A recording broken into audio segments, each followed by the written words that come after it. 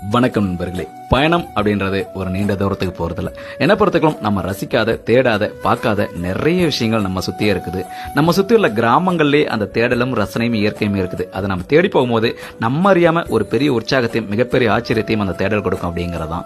அந்த மாதிரியான ஒரு தேடலை பத்தி தான் இன்னைக்கு நான் சொல்ல போறேன். மதுரை மாவட்டம் உசிலம்பட்டியில் உள்ள 58 கால்வாய் திட்டம். இந்த கால்வாய் திட்டத்தை பத்தி சொல்லணும் அப்படின்னா கிட்டத்தட்ட 3 மாவட்டங்களை இணைக்குது. மதுரை, தேனி, திண்டுக்கல். தேனி மாவட்டத்தில் உள்ள வைகனில இருக்கக்கூடிய ஒவ்வொரு நீர் வெளியேறி கடல்ல கலக்குது.